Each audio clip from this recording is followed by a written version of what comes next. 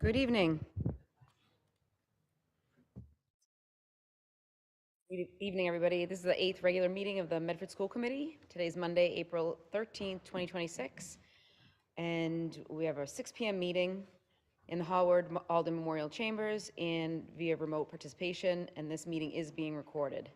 The meeting can be viewed live on the Medford Community YouTube channel, through Medford Community Media, on your local cable channel, Comcast 9, 8, or 22, and Verizon 43, 45, or 47. You can call or log in but through the Zoom link, and then use meeting ID 921-5677-8144. Member Rousseau, if you could call the roll, please.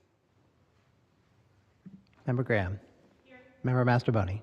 Member Olapate. Here. Member Parks. Here. Member Reinfeld. Here. Member Rousseau present. Mayor Longo-Kern. Present, 7 present, 0 absent.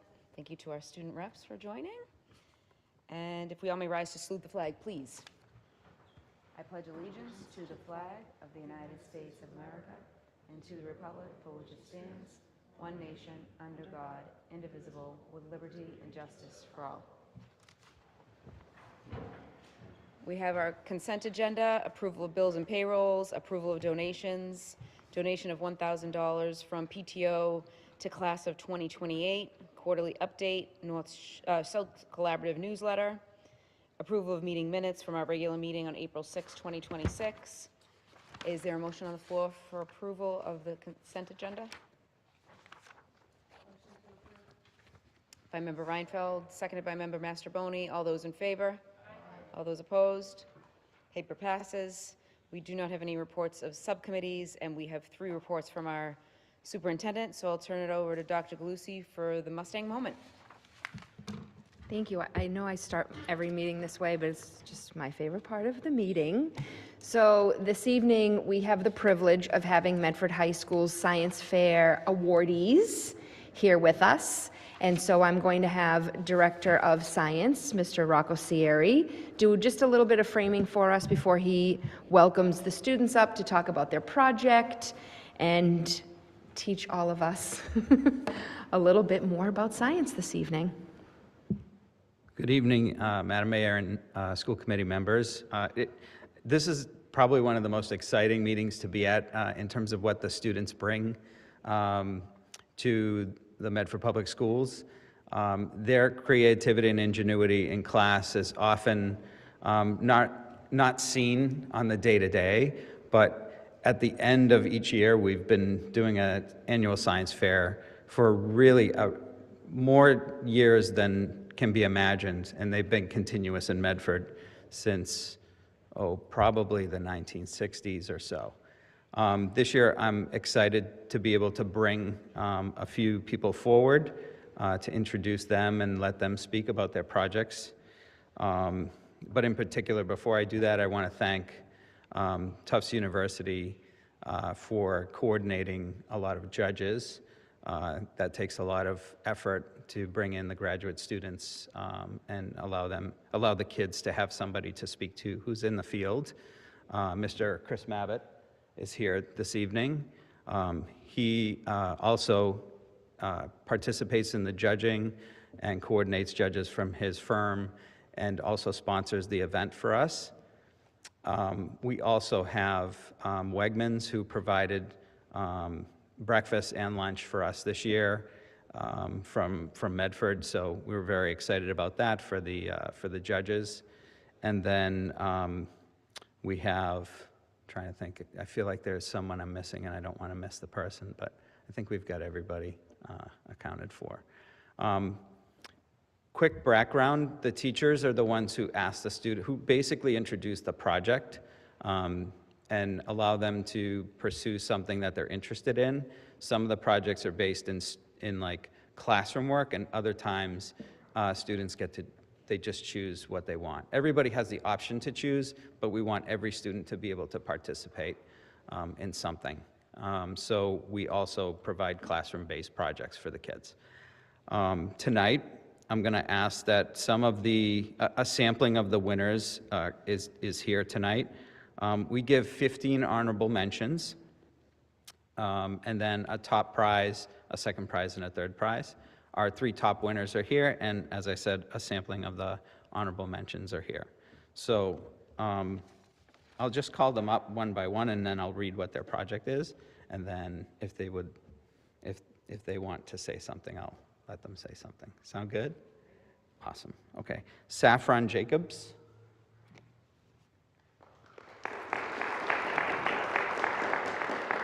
You can just tell them the name of your project. My project was on acoustic resonance. Thank you.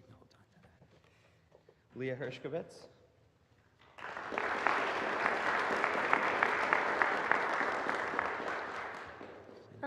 My project was about stress levels in teens over a daily basis.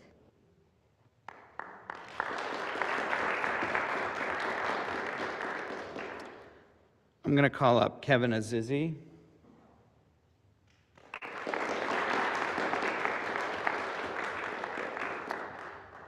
And before I introduce Kevin or allow him to speak, he actually was not at our local fair because he was at the state fair, which they qualified for through the regional fair. So we coordinate with them to be able to get students to participate at higher level fairs. So Kevin's project, who worked with Kang and Travers, who I think is at a baseball game tonight, he presented at the state fair on the same day. So go ahead, you can tell them what you guys did. Our project was finding the perfect pitch in baseball, and yeah, using different effects.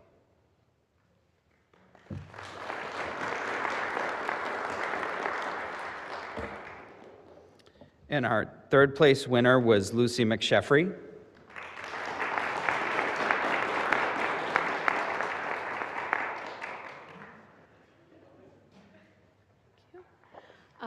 My project was on finding what kind of light has the most effect on watercolor over time. Thank you.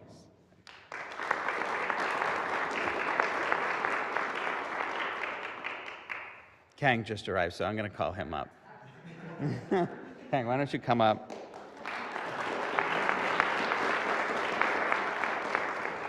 And you can let them know your project. So our project for the science fair was finding the perfect pitch via the Magnus and seam shifted wake effects. So he's member number 2 of the group. Thank you very much.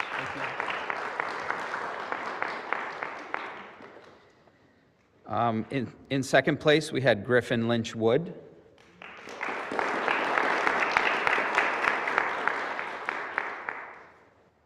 Thank you. My project was about generating electricity from a sandstorm and using static electricity to harness power from natural energies, which is really interesting to do. Thank you.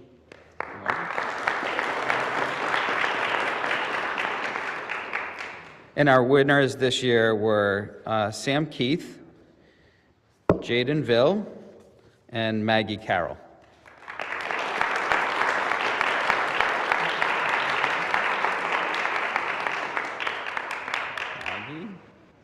Maggie, Sam, and Jaden. I'm going to take a little bit of a moment to let them present a little bit of what they did, just to give you a sampling of what it sounds like. Imagine this times the 25 odd projects that we have, in the science lecture hall. Go for it. Well, thank you all for having us here. And if I were to give a rundown of our project, I would frame it like this. If you're trying to make a smoothie, you want to know the recipe behind it. The same thing goes with tone. If you want to create a certain tone on the violin, you need to know the ingredients behind it. And so what our project was about is finding those ingredients behind the sound and figuring out a way to objectively measure them. Because oftentimes, tone words like scratchy or airy or clear are kind of stuck in this vague and kind of psychodynamic way of describing them, but it's left unclear for the musician how to actually apply that to their playing.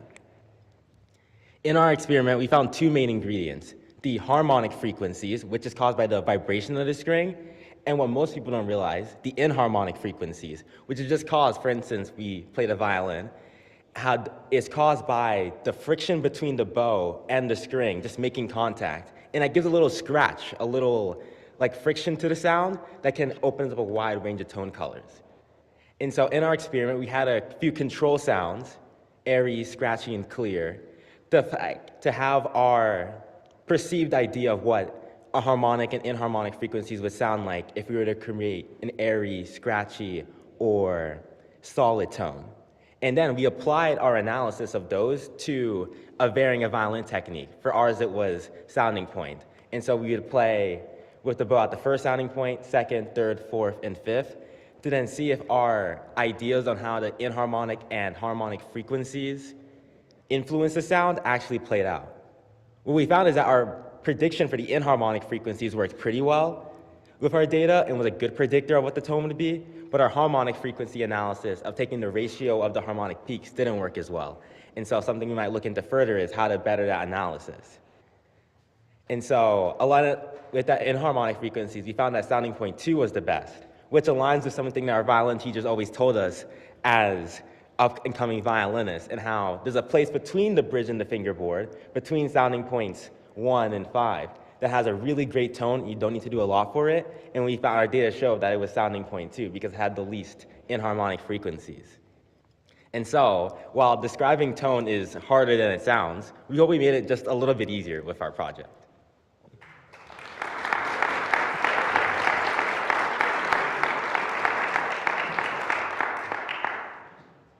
Do you guys have any questions? I think we're just so impressed, you know. It's just, yeah, great job. Go ahead. I have to say, I commented this to a couple of the caregivers and students that were here, and Mr. Siri knows this because I say it every year, but the science fair, I call the annual day of humbling for me, because the genius and brilliance of our high school students that is represented at the science fair each year just blows my mind. And it's a lot of what we talk about here around that level of belonging and the academic belonging of these scientists is just very well demonstrated, not just at the science fair all year long, but in these chambers tonight. And so I'm very, very proud of all of you. Thank you very much, and congratulations.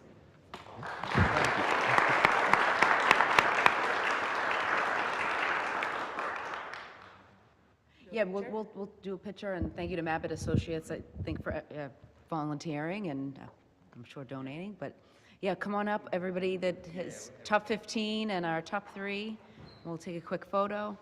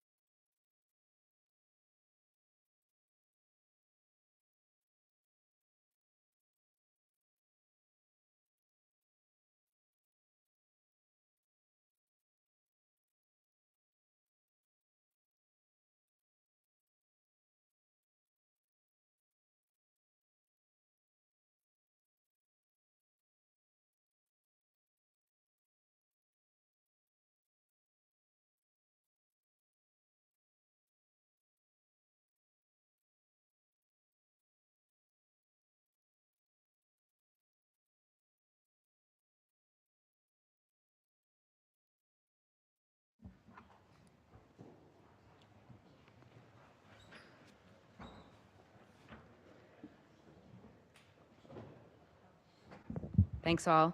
Next up, we have an update on the Mass General Law, Chapter 74, CTE Program Admissions Policy.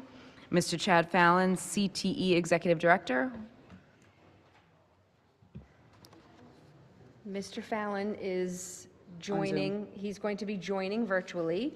Has had a little technical hiccup, so he will be joining momentarily. I think I can start to frame this for you, and then if you have specific questions, he will be joining and able to answer your questions. You have in your packets the handout that he provided. It may not be a color copy, but you can see the parts that were highlighted. So he came before this body last year for a policy per the DESE requirement that all CTE programs in the Commonwealth need to have a lottery process for admission. We presented our draft lottery process. It was approved. This is the feedback from the Department of Education around some language changes that they would like to see represented in the policy. So you will see here, most of it is just those added details to flag for families where they can find information and what to do for student retainment pathways. Other than that, all the language was approved by the Department of Education. Just these pieces that are highlighted are just additional details that the Department of Education would like to see reflected in our policy. I do see that Mr. Fallon has joined the Zoom and is here if you have any questions for him. Or Mr. Fallon, if I missed anything in that overview, please feel free to elaborate. No, that was perfect. Thank you. And I apologize for being late. It's really just some simple revisions. A lot of the items were already there, but we provided it back to them so they could see where it's highlighted in the document. But I'm happy to answer any questions people have. Mr. Fallon, could you tell us how many students we have that are out of district that attend our VOC? Right now, we have 5 students left. 4 of them are graduating this year, and 1 student will graduate next year. And then will we not accept out of district, or? We have not been able to accept any out of district because we're full with Medford residents. So if the time should come that we have seats available, then we could look at offering seats to students in neighboring communities. And when you say seats, is it overall capacity or is it per field? It would be if we have availability, now that we're doing the lottery and we do it in grade 9, if we have seats available in programs, we could make a decision as a district to offer seats for specific programs to students that might be interested in grade 10. Oh, but you're, okay, so you're saying that all of our seats are taken even if there's not a wait list for a certain field? Yeah, we're full right now because we placed a lot of students that were on wait lists into different programs while they're awaiting a spot in their chosen program.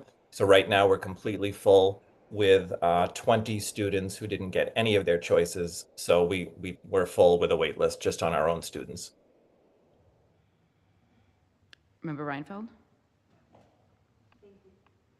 Thank you. Most of these feedback, this feedback from DESE looks clarifying, and the student retainment, I think, is really important to check in and not assume everything's all set once they're done. My question is, so this was run for the first time this January.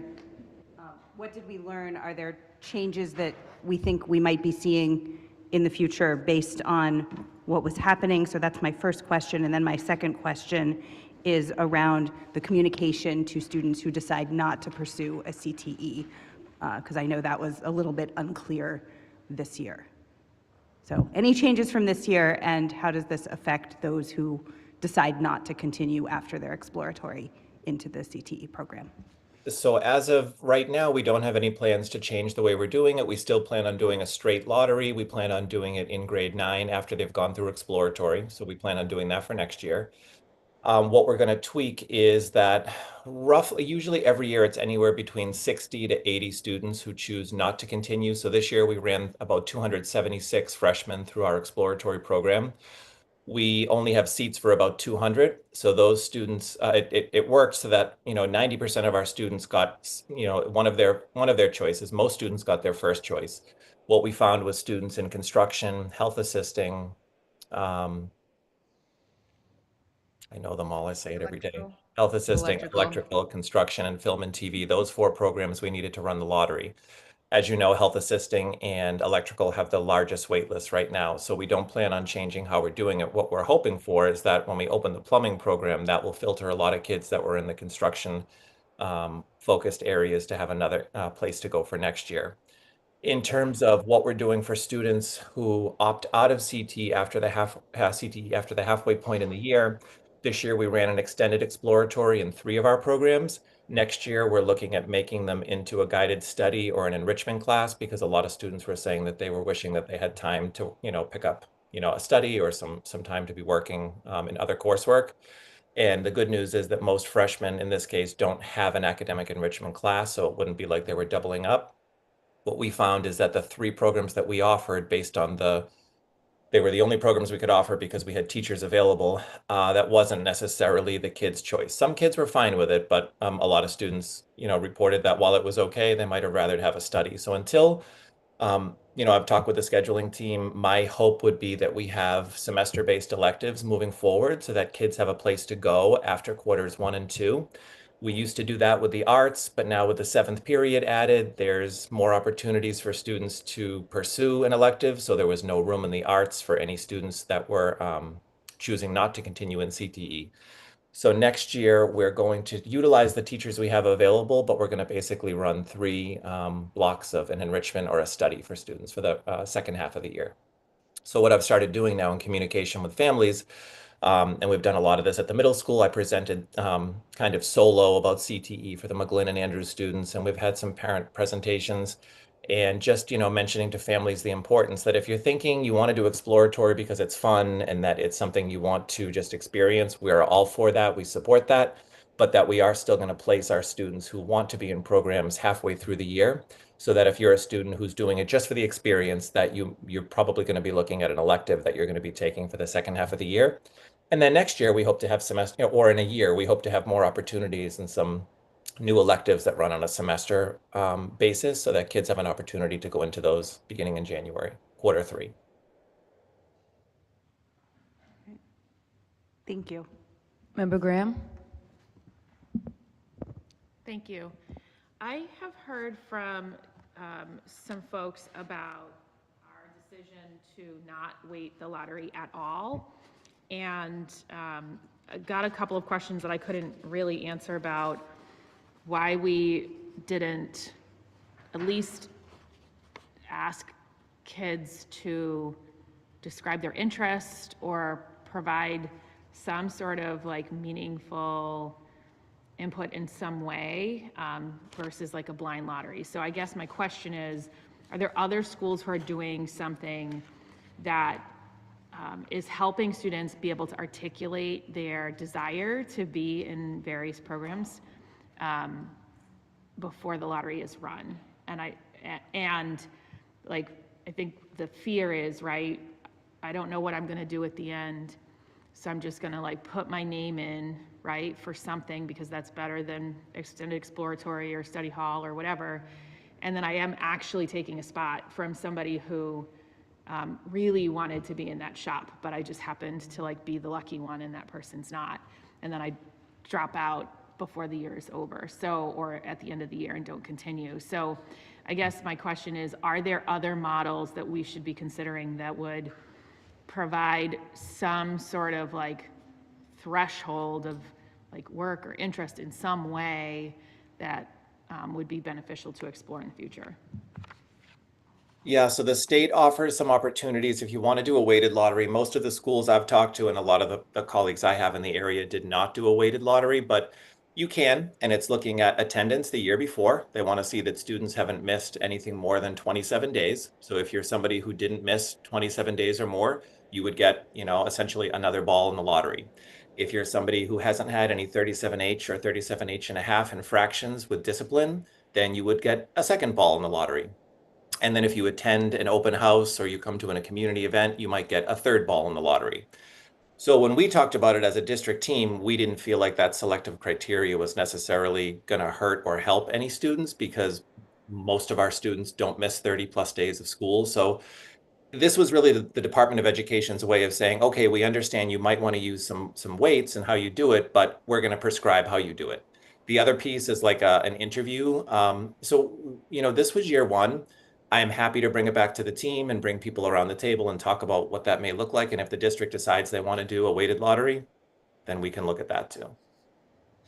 Yeah, and I guess I would say that like those three weights don't seem like they would actually be meaningful for us here or for our problem. I mean, I understand what the state is trying to do when it comes to regional vocational schools and the admission, which is you're either in or you're not in at all. And that's like a distinctly different challenge than we have. So like those criteria don't really like compel me in any particular way. I am more interested in making sure that there's the seats for the students who need there to be seats in our district, which doesn't happen in quite the same way that it happens in most of these regional vocational schools.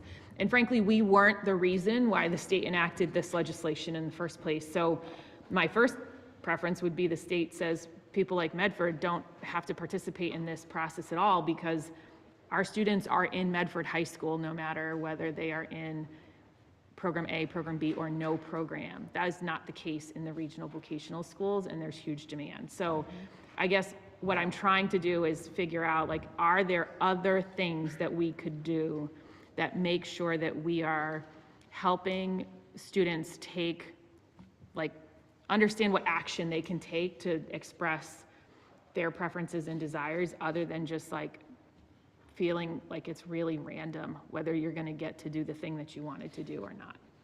No, I really appreciate you saying that. And what I will say is that this year, because we knew it was going to be a change, we spent a week that was focused on career-connected activities where students went through a preliminary selection. I then packaged all the responses home, sent them home to families and said, hey, over the winter break, take a moment to talk about this with your son or daughter because this is an important decision. So I can tell you that this year we have really flooded people's email and talking points with like, this is really important. We want to make sure people get placed in their areas. And the good thing is when we look back, and by the way, there was probably about 20% of students that changed their responses from the preliminary to the final pick, which was encouraging for me because it showed me that kids were thinking. Also, for 90% of our students to be placed in their first choice, that was huge, or to be placed in one of their top two choices. So, even though we do have, a number of kids that didn't get electrical health assisting construction because they kind of chose, within that group, there were so many kids that did get their choices, which was like, okay, so we're headed in the right direction. But what you're saying is very true, Jenny, but also I want to call out that the other option we could do that I've been very much against since the beginning, but I'm willing to talk it out if need be. If we did a lottery in 8th grade, which we could do, some districts have done that, just like the regionals. What worries me is all the work we've done for the past 10, 11 years about being one school and kind of coming together. I'm afraid that people will be like, oh, are you applying to the Voc? Are you applying to Medford Voc? I'm applying to the Voc. And then if I take in 180 students in grade 9, because I know that's how many I can seat in grade 10, I feel like we could be going backwards and then trying to backfill because we know 20 to 30% of the kids end up deciding it's not for me. So I would hate to see us in a position, this time in a freshman year, looking to then pull kids in who didn't choose CTE exploratory. So that's something that we can definitely discuss more. But my personal opinion was, especially for Medford, the 8th grade pick didn't feel right to me. It feels like it goes against everything we've been trying to do. But Please don't discuss that more. Got it. Yeah, that's exactly the opposite of what I think we're trying to do here. Like when Lila was a freshman, all freshmen went through an exploratory program, and I think there's immense value in that, especially if you're talking about 8th graders making these kinds of choices. My preference would be that we go back to that model, but that aside, like I'm not interested in like sealing somebody's fate at the, whatever age it is that you're in 8th grade. Like that seems like it's much too early, much too early. And I'm not interested in that at all.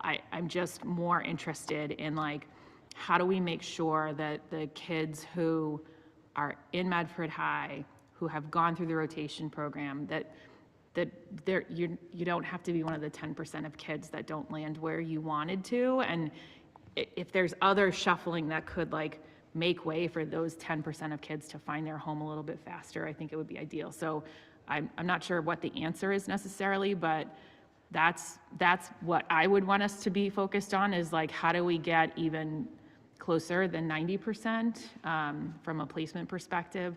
And as importantly, how do we have pathways out for kids that aren't interested in continuing so that they don't make decisions to sort of stay in or delay that exit decision, because I think that's not fun for them either. So yeah, I think, you know, there's probably a lot more discussion to have around what those options might be. I do think it's, you know, it's easy to like pick 3 things on a form, right?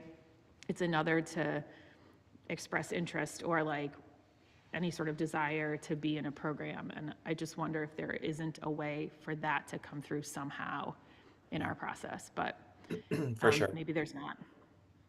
No, we are, this is something I talk about every day. How can we make this better? I mean, obviously that the ultimate answer is hire more teachers, build more space, right? Because we know what programs they want. And this is the case in a lot of schools, but you know, the worst part of my job every year is program selection, because we always know the programs that fill, and it's not fun meeting with a student and telling them that they didn't get in or for whatever reason, especially if their family's in the trade, or if it's a painful process, but we are working to make it better.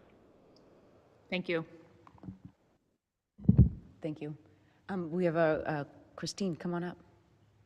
If Member Mastroboni or Member Graham, if you could share. Oh, unless that works. If someone's like in the voc already and let's say they didn't get their first choice or they changed their mind after that freshman year, do they go through the same like lottery process again, or is there like a separate process for that because they're already in there? So are you saying, go ahead. Are you saying? Great question. Go ahead. Sorry. Oh, no. Are you saying if a student picks a program, gets a spot, let's say they get a spot in health assisting, and then they decide maybe this time of the year that they're not happy and they want to change to another program? What the process is? Or if at the end of their freshman year, let's say they got their like 3rd choice or they didn't get one of their top choices and they really want to change to something else. Or Yeah. they hear.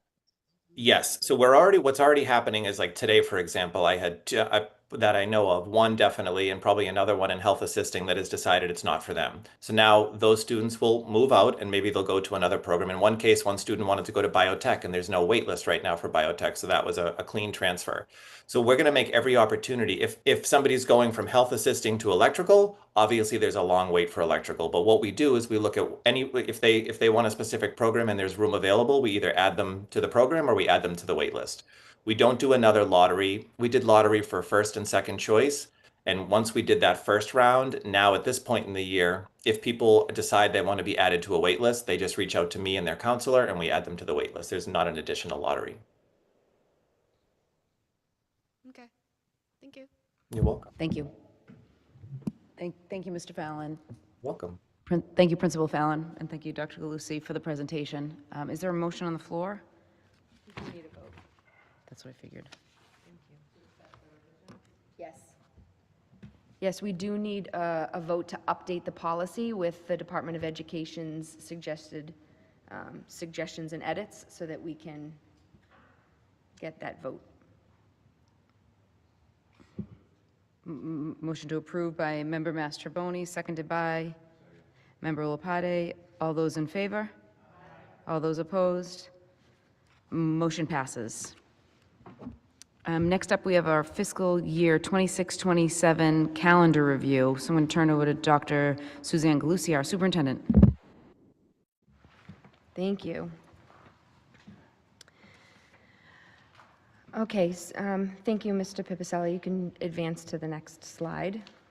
So this evening, I'm here in a collaborative problem-solving kind of stance and effort here to frame a little bit of next year's calendar based on this year's calendar. So throughout the course of this year, I have received some feedback and information regarding school calendars, as would be typical, from caregivers, from staff. And so 3 things have kind of, risen in terms of like impact to the calendar. One is our placement of professional development days and where they are. Some caregivers have mentioned that this year we put them all on a Tuesday, And so for some people, depending on their work structure or just available care for their children during the day, there were some kind of queries around, do we always have to have them on Tuesday? The other one is just the acknowledgement of the impact that Good Friday had for a large part of our community, and that we have to take that into effect for next year. And then this year, for the first time in a couple years, we did not have a mild winter, and we needed 4 snow days. And so, per the Department of Education, we have to build in 5 snow days, and so this year we used 4 out of those 5. So next slide, please. I just want to frame a little bit about what the calendar looks like for next school year. All right, so next school year, Labor Day is very late. Labor Day is September 7th. Typically, what we have done is we've gone back the week before Labor Day. But what that does next year is that teachers report on the 31st, that Monday, which we're already pretty much in September, and then students, their first day is Wednesday, September 2nd. So we've kind of lost really like a whole week in August because of where Labor Day fell. We also have currently the observance of Yom Kippur in the calendar, Christmas Eve, and Eid al-Fitr in the calendar, and then our 3 professional development days after September 2nd are Tuesday, November 3rd. That date is pretty fixed because that is an election day and our schools are used as polling places. So we have always had that day off and really need to continue to have that day off. Tuesday, January 19th. Yes, it's a Tuesday, but it is the Tuesday that follows the Martin Luther King weekend. We felt like that was an intentional move for caregivers that gave them a little bit of an opportunity to have like a longer weekend. And then Tuesday, March 2nd, it is another Tuesday. It's just a random day. There really is no rhyme or reason for that day. All of this with DESE's requirement for us to build in 5 snow days, health days, emergency days, brings us to June 30th. So we don't have wiggle room because school needs to commence by June 30th. So I'm here to just frame this for you. I do not want to vote. I'm not here with an answer. Mr. Pipicelli, if you could advance the last slide. I just want to talk a little bit about my next steps as the superintendent of schools. So I had a conversation with Mr. Guillen. We want to create a committee or have some discussions. He's the president of the teachers union, so that we can work collaboratively on the constraints of the calendar for next year. I would like to elicit some community input on the school calendar, especially since I received some feedback about where professional development days land, so I think it would be important to elicit some community input around where professional development days are scheduled, and also holidays. And then we are internally further reviewing our protocols and structures for the use of religious holidays by staff members across the district and throughout the school year. And then all of this I would bring back to this body with a presentation for a proposal as to what would be the best way for us to update school year 26-27 calendar based on the feedback I get from the community and the work with the teachers union. So again, I'm not looking for problems to be solved. I just wanted to explain to you in a collaborative stance that this is the work that we're going to be engaging in, and I will report back once we have a proposal as to what is the best way to proceed. Just one question from the chair. Yes. And you'll be re-looking at April? Yes. And potentially bringing school, taking off on Good Friday just because of the staffing issues? Yes. Okay. So I think what we have to, that has to be an acknowledgement 100% based on our staff. I think the school committee policy represents our school and city community. It doesn't necessarily represent our staff. And so I think we have to absolutely account for that in next year's calendar. What that looks like, I'm not quite sure of, because we have to engage in those conversations with the union. But yes, that would be the purpose of it. And so right now, I can't just say we'll add Good Friday back to the calendar, because I don't have that wiggle room. So that may not be the problem for the 27-28 calendar or for the 28-29 calendar, but for next year, for the 26-27 calendar, because Labor Day is so late, that is the problem. So there has to be a trade, or there has to be, we have to look at the existing calendar and really have some discussions collaboratively about what is the best way to proceed. So some give and take. Okay, Yes. that makes sense. Thank you. I'm going to turn it over to Member Graham.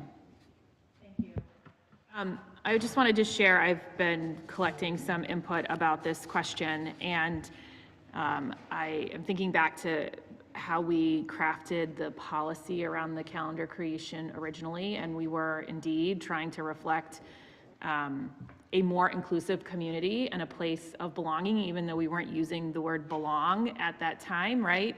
I think that was part of the goal, and I think we knew that there would be times in the decades, right, where this kind of calendar would become a problem, and we brought it forward just like we would have expected or anticipated when we wrote that policy.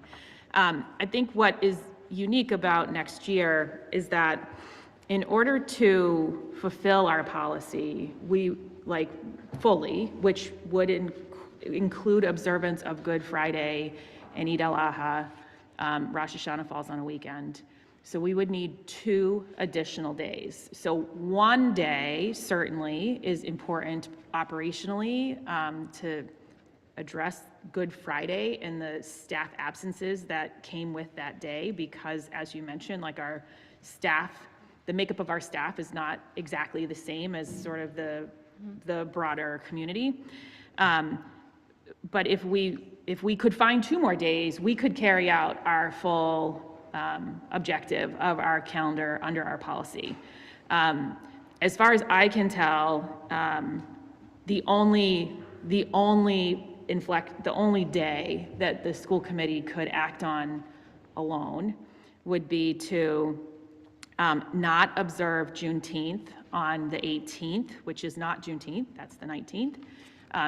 When in the state of Massachusetts, when a holiday falls on a Saturday, it is not required to be observed on a Friday. In fact, under the Secretary of State, when a holiday falls on a Saturday, organizations are to remain open both Friday and Monday and sort of split time. So we could possibly do something there, although I don't think that necessarily promotes belonging either.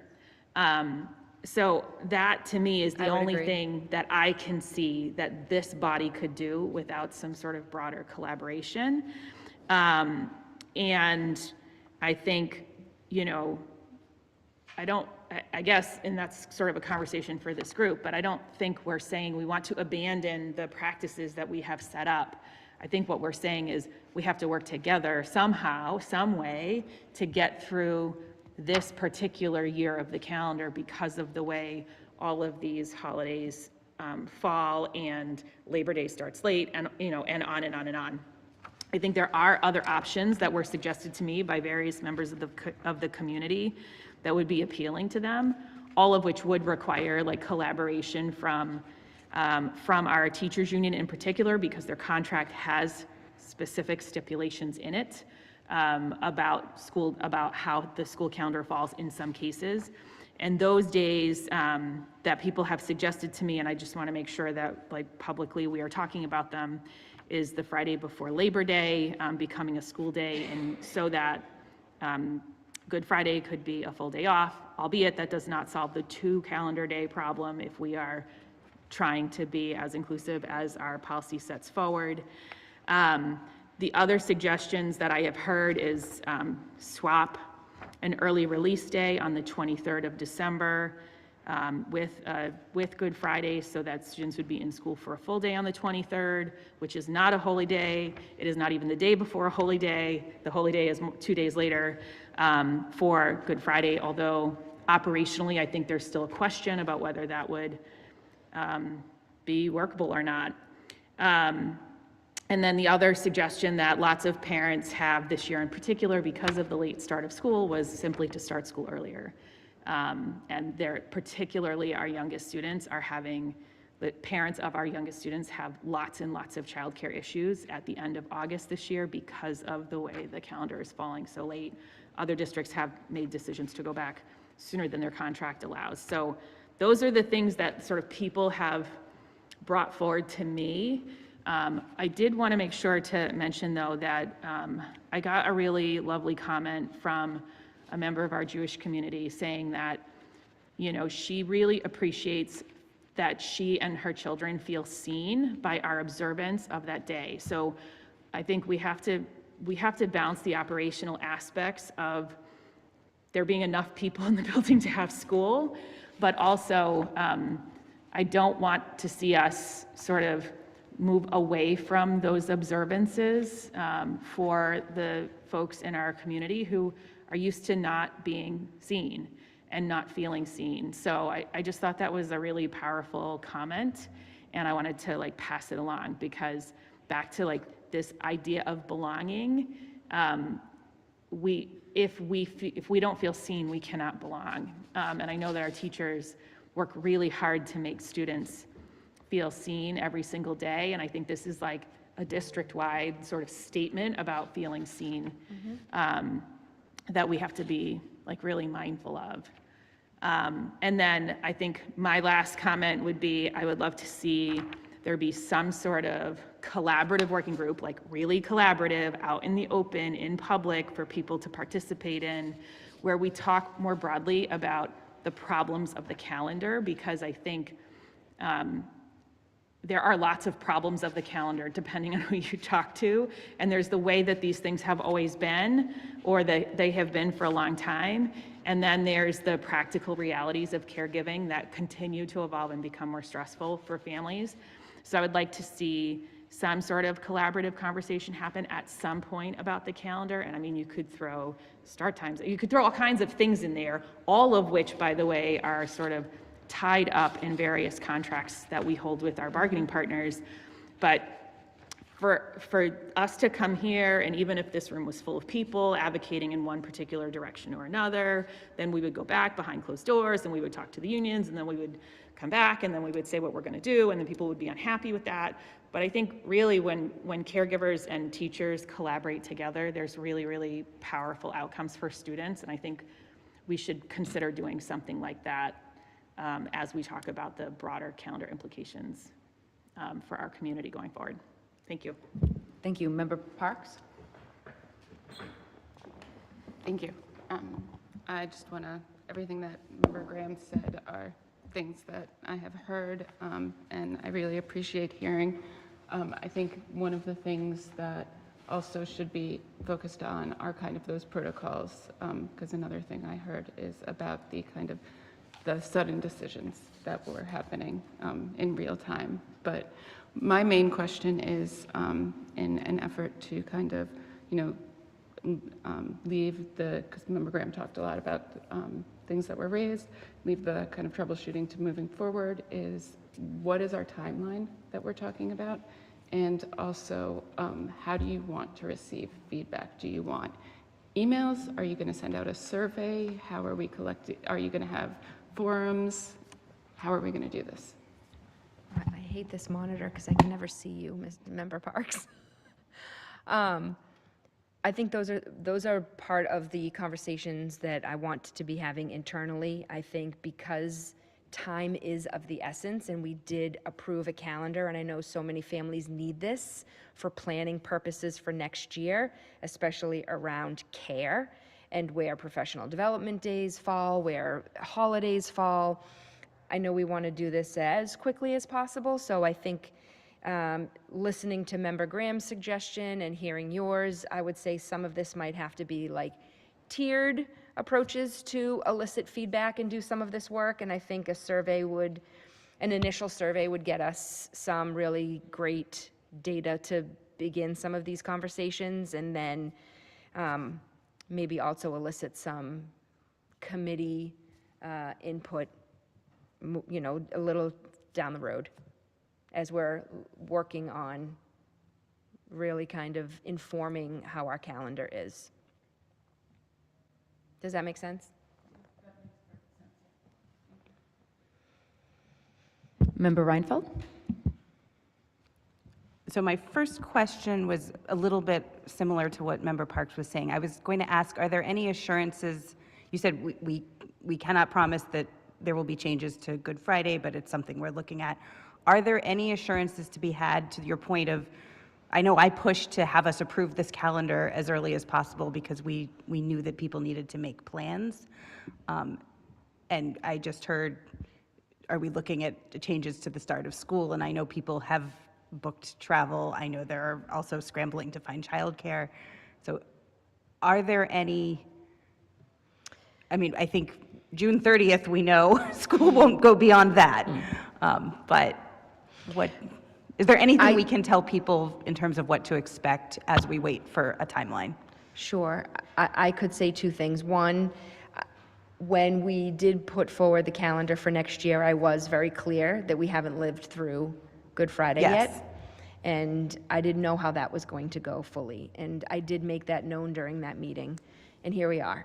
Yep. And so I do know that based on the population of our staff, it would be, in my opinion, irresponsible to proceed into next year's calendar without acknowledgement of Good Friday.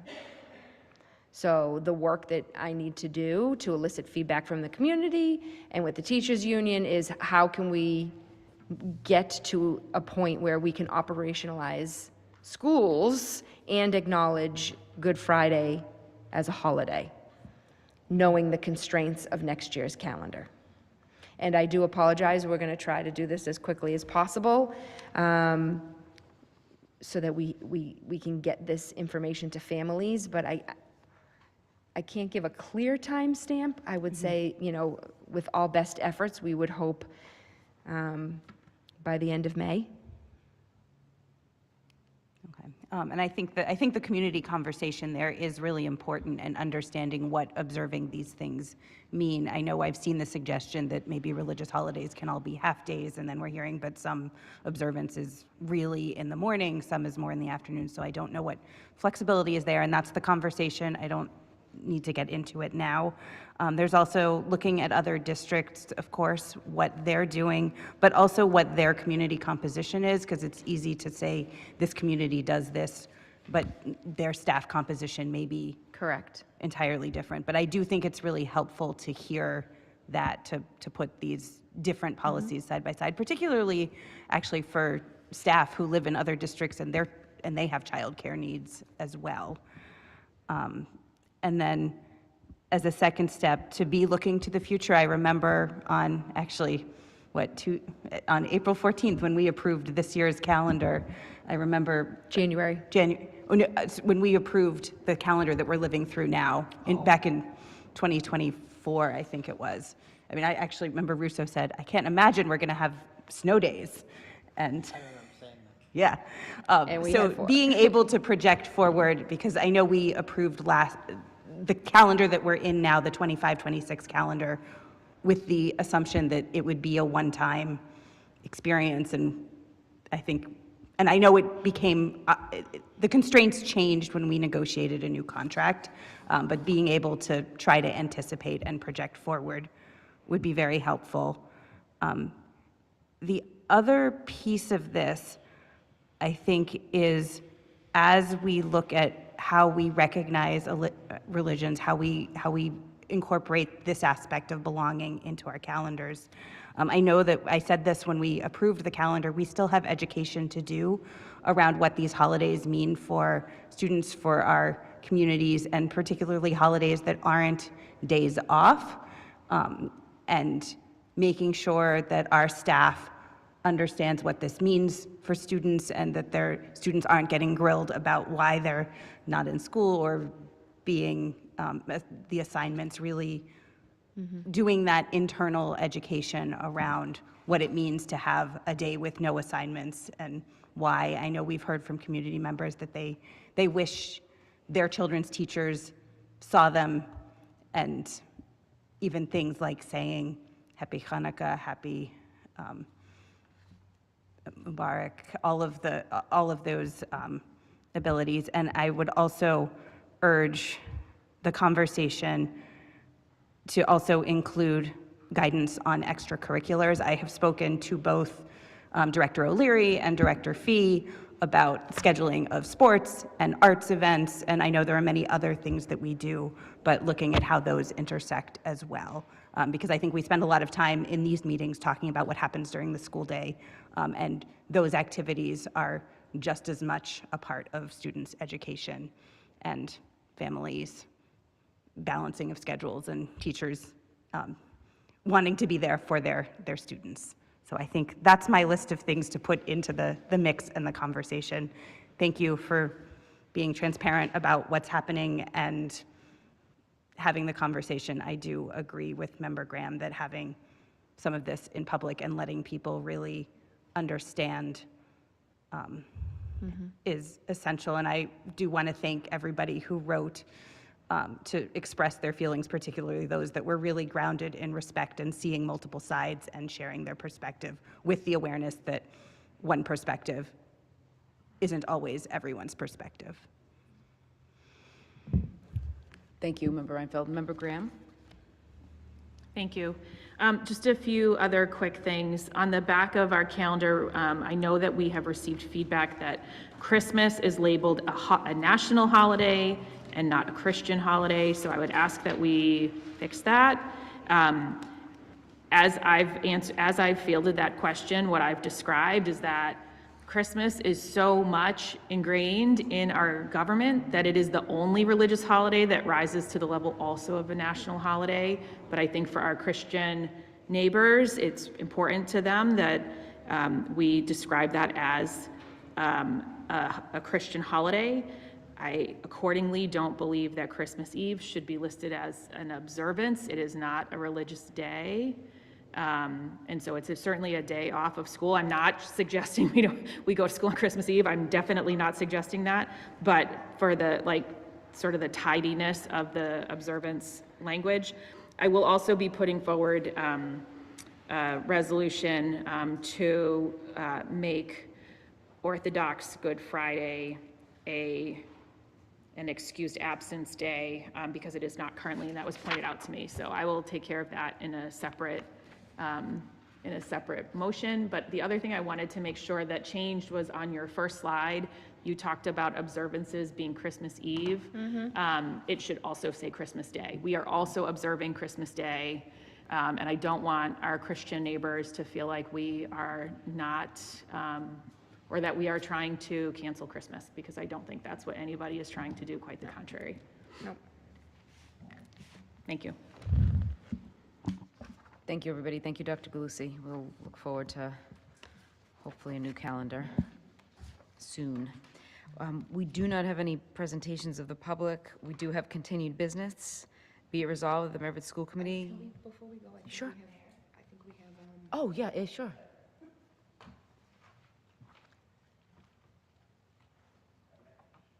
Welcome. I'm just going to touch the little guy. Yep, there you go. Oh, Again. there you go. There we are. Thank you. Hi, Anthony Guillen, President of the Medford Teachers Association. Thank you. Yeah, I want to first say that the Teachers Association is very open to having these discussions with Dr. Galusi. She contacted me today about them, so we'll be setting up those meetings soon. And I just wanted to press again, as we did in our statement, the membership, the number of people who took off Good Friday did so with, no guidance, no sort of directive to do so. So this is very clearly the personal faith of our membership showing through. So I think a solution does have to include Good Friday just to take off the strain of wondering next year and sort of the animosity that I brought out, and that idea that we want to foster belonging amongst our our staff and our students and our community members. And, when they have this uncertainty and anxiety raises, that doesn't help us foster belonging. So I look forward to working with Dr. Galusi and everyone else on this. And that would be our statement. Thank you. Thank you very much. Appreciate you being here. Continued business, we have two things. First up, motion to table item A, which was be resolved that the Medford School Committee will review the summary of objectives for the term as discussed in its January retreat, by Member Graham, seconded by Member Olaparte. All those in favor? All those opposed? Papers tabled. B, review of Medford School Committee rules and revisions. I'll turn it over to Member Rousseau. Thank you. Of course, I thought I had more time to eat this piece of candy in my mouth. All right, let me switch over to that. That's why I asked for it to be printed, because under pressure, I can't find the right thing. So in March of 2022, the school committee adopted a set of rules, and we haven't updated them since, even though we did include a rule saying we would do it last year or the year before. There is we've all received a comparison document, and I'm trying to think about the best way so that the people online can actually see what we're doing. I could probably, first I'm going to get rid of this candy. Excuse me. Because when you chew a candy into a microphone, it's really loud. I'm thinking if I share the actual comparison document as we go through it, it'll make a lot more sense. Let me open this up. And Will, do I have share? I'm sure I have sharing permissions. No. Thank you.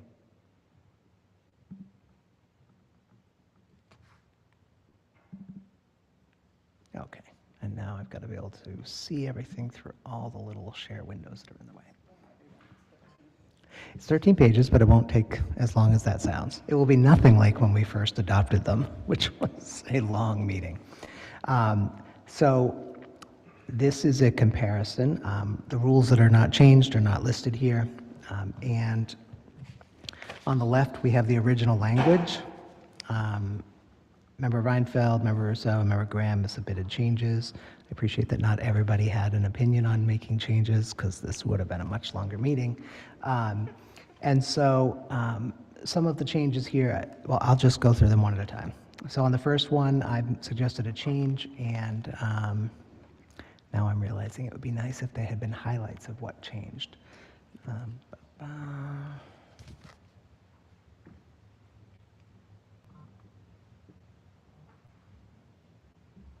Oh, this is just a wording change to make it sound better. The original rules, we had adopted 80-something of them all at once, so we didn't get too into the weeds on how things sounded. So there's no functional change in the first one. It just makes it more readable. Rule 2 is about that the superintendent is responsible for the operation of our schools. And it says communication to students and families is facilitated and managed by the superintendent. This one I changed to, I changed that for the daily implementation of our policies, and changed that simply to implementing our policies. I think it would make sense if anybody disagrees, maybe you could speak up, and then we don't have to vote on each item. Does that sound okay? A lot of head shaking, good. Rule 4, again, that's just boy, that doesn't look any different. Sometimes AI is not perfect. Oh, thank you. Right, we agreed to discuss the issues on the agenda versus we agreed to discuss the agenda items. Rule 5, are you reading ahead for me?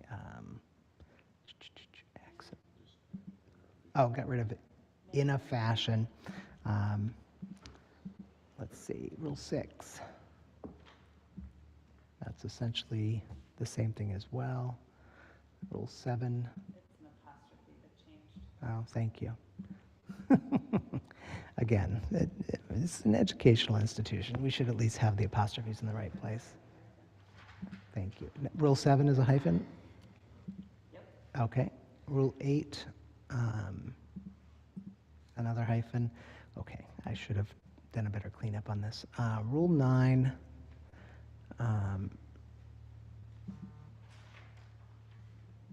okay, this is in Rule 9. So when we first adopted these rules, we had said we would meet September through June.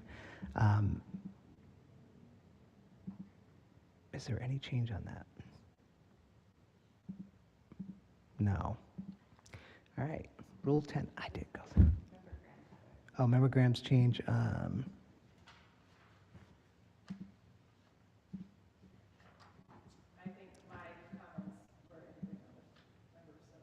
Okay. Rule 10. This is a substantial change. When we first adopted, we said no meetings in July and August. We were not in agreement in that, and I'm going to push this one again because I thought we needed to at least meet once in July and August. So, does anybody have any problems with that?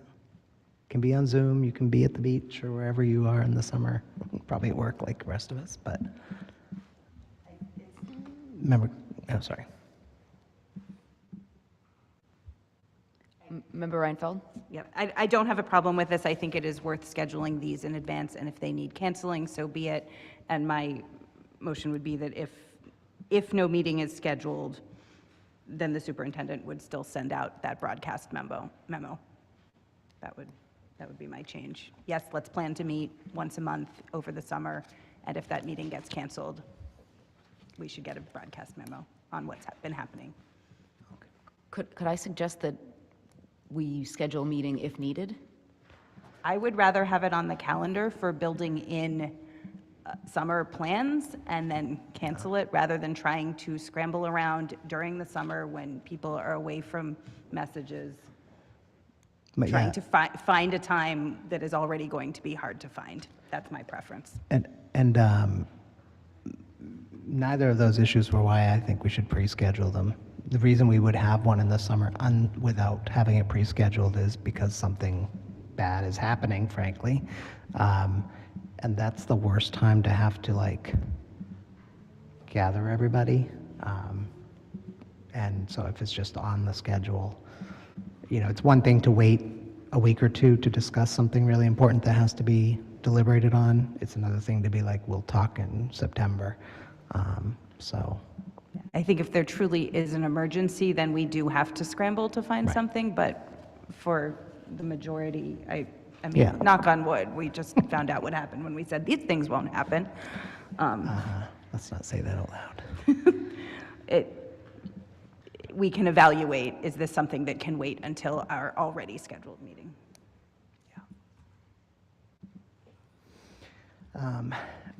11 is the send out a broadcast memo to all members each week. And then I think we should add language to that says, well, I don't, the superintendent didn't provide feedback on this one, but is each week actually, Oh, no, not each week. that's I a think lot, that's too it much. seems, in the summer, but also y'all work in full tilt in the summer, so I don't know if that's better to have a weekly email or a monstrous monthly email, or I don't know what the superintendent thinks. I think it's fair maybe to say every other week. Okay. I think this past August I provided two. To what? Two updates to this committee about work that was ongoing, hiring, scheduling, just updates, like summer updates. I think that's fair to say that every other week in August you will be informed of summer work. Okay. I will update that. Rule 12.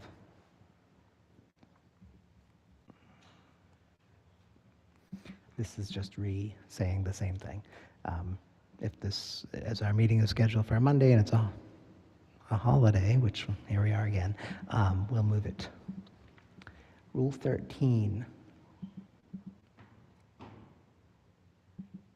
That is the same language, also made a little nicer. Rule 14. This is simply changing mayor to chair. In acknowledgement of the new charter. Right Right. now, it's the same person, but Right.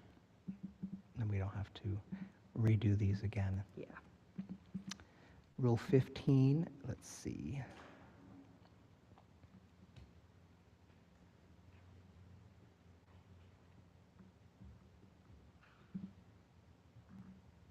That's essentially the same, made nicer. I'm Notification feeling, to notifying. oh, thank you, yes. I'm feeling really bad about how many of these are just wordsmithing, but we have to do it sometime, right? Event of an emergency is also the same, it's just more succinct. Rule 18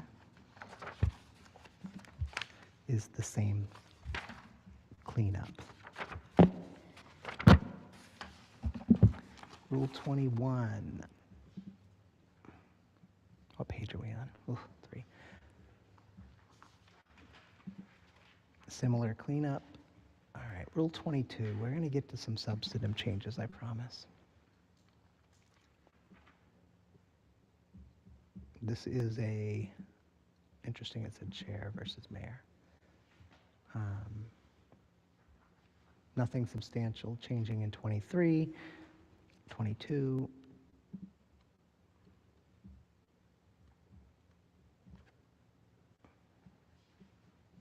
'23, 24, doesn't look like it actually changed. Oh, the renumbering, so there's a big reorganization of these things, so they actually make sense. And I think that is causing a bunch of these differences to show up. So that's what's at number 25. Number 26, I think, is also a renumbering. Number 27 is a renumbering. Number 28. Member Reinfeld, you want to say something on this? Yes, sorry, this is 28? Yeah, this was me saying that our subcommittees, because they are focused on particular topics, provide an opportunity for public input. I'm thinking of, for example, when we were talking about the transitions between schools on our strategic planning subcommittee, I think that can be an invitation to the public to come and discuss the topic. Even if it doesn't lead to a policy change, I think it's an opportunity to engage the community in these discussions that maybe aren't appropriate for the full group, but that a subcommittee could make recommendations as a result. I'm fine with that. Okay. 29, 32, those are just renumberings. 33 is a renumbering. 34, Member Reinfeld again. Yeah, I think this was just acknowledging the addition of presentations of the student representatives into the agenda, which we've already incorporated, but you told me I couldn't put in the rules until it was time to update the rules. Want to do this more than once? Just kidding. You could have. No, I made the motion and then I withdrew it. Oh, did you? I did. Oh, I'm sorry. Anyway. All right. And then this next one, Rule 35, that AI did not do this correctly. Okay. Basically, the rules as written say that we will get packets by 5 p.m. We will get the meeting materials by Friday at 5 p.m. and we will also provide feedback by Friday afternoon. And that Got totally garbled. that can't, that's what the current rules say. And so we either need to get the packet, either need to get our presentations when the agenda is posted on Thursday evening, and we can provide feedback by Friday or before the meeting, but aiming for Friday, or if we're getting these materials on Friday, we need until Monday to be able to provide feedback. And I am looking to the superintendent and the team who makes the presentations about what is a reasonable delivery date and feedback, because I know it's really helpful when you get our feedback in advance and you can anticipate some of the questions that are coming up and pull the data that those of us saying, hey, about this slide, what can we do? So I'm open to either model. I just want it to not get and give feedback at the same time. I agree. I would always love feedback. I know that depending on the meeting, some of that 5 p.m. deadline is difficult. I think the bigger challenge comes when we have back-to-back meetings, depending on maybe where school vacation falls. I think typically where we have meetings every other week, I think for us to get our work for Thursday so that you have that time to look it over and provide feedback to us on Friday, that is a great place that we can work towards for next year. I think the difficulty maybe would be around back-to-back meetings that might pose a little bit of difficulty. Well, and the keeping that language does timely. say we'll make every effort to provide feedback and ask questions. So it's not a, if a question occurs to us on Monday morning, I mean, I'm not going to not send it. But I recognize that you may not see it in the same way. If I'm getting a presentation on Monday afternoon, I might not see it. And that's the second part, which actually did come over properly. So I can wait until we resolve the Thursday, Friday, Monday sequence. Okay. And I will be bringing back a actual document at the next meeting so we can look at the final language and make any final edits. That makes sense to me. Because I think approving this without seeing it Yeah. integrated would be kind of I weird. would appreciate that, and then I can have a discussion with my team. Thank you. So we have the materials on Thursday, Yeah. feedback on Friday is preferred. And then the other piece that I added to this was the request that if the materials are not ready on Thursday, to know this is coming at this date, so just so we can anticipate and hopefully build some time into the schedule to review it and do that. Yeah. I think for me at least, the presentations that we receive at 3 or 4 o'clock. I often see them for the first time at 6 p.m. Yes. I'll just say that. Exactly. So, Rule 36, this is, again, just renumbering. Member Graham has a comment about changing what the format is, which I think is actually, that's in the policy, the BEDB policy, so I think we can do that, but not as part of this, if that's okay. Member Graham? Member Graham?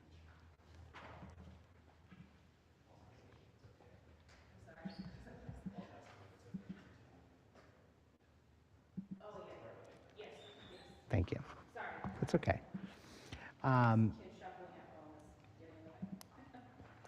37.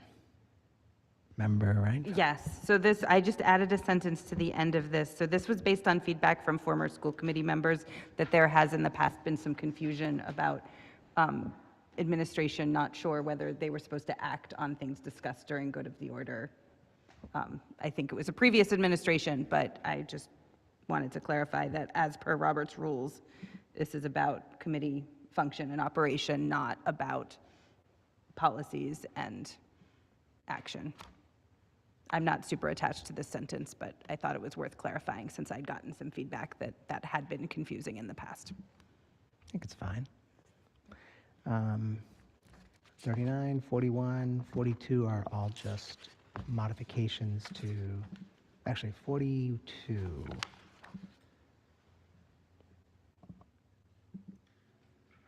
I don't think there's anything different there. 43, 44, these are just clean, making the language more concise. This is a renumbering.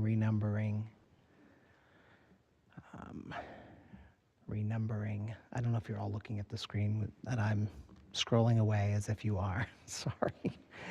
Rule 51.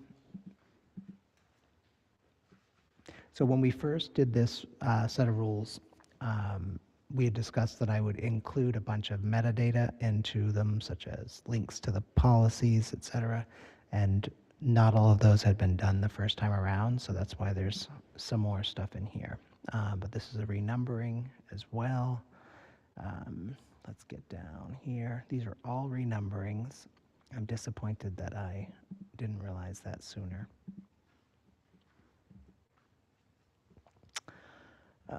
Let's see. Well, at least we're scrolling fast. These are all renumbering.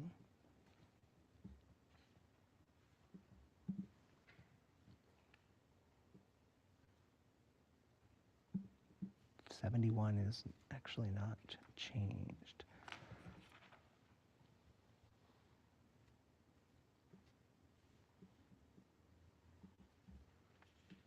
'75.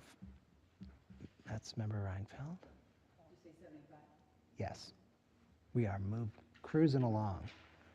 I'm not sure how, I just added, sorry, I turned off, I thought I was done with my rules.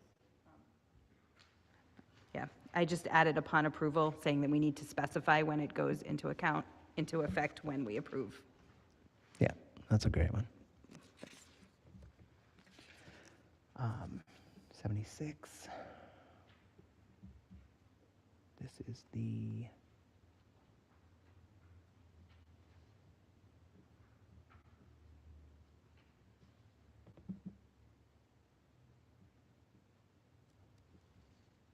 '79, 81, 82. This looks like I just added a period. Oh, all right. You did, didn't you? Fight me.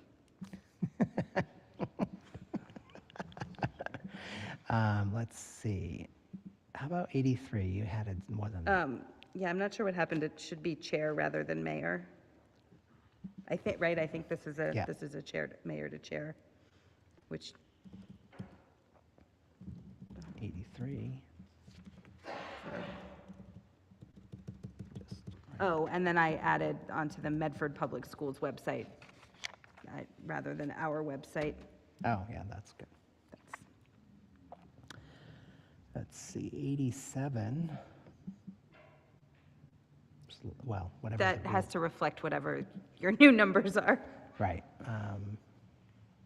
Can I ask about Rule 85 here, that the vice chair will sign contracts versus the Yes. superintendent?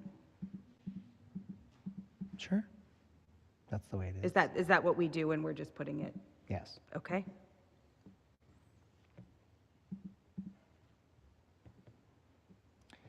All right. We do have new rules, and we'll ignore the numbering conversation here.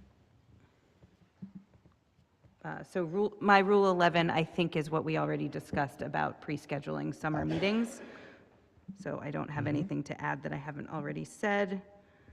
And then just clarifying responsibilities in subcommittee, that I have found that the subcommittee chair usually is the one to run the agenda and take the notes, and I figured it was worth documenting. Definitely.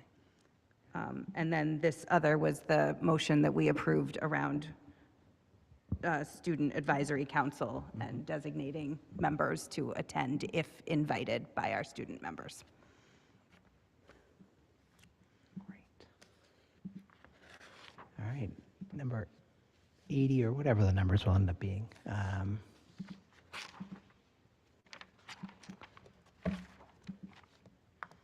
Majority of members present will suffice to pass any motion or resolution except as otherwise defined, but motions calling for the appropriation or expenditure of money will require an affirmative vote of 4 members.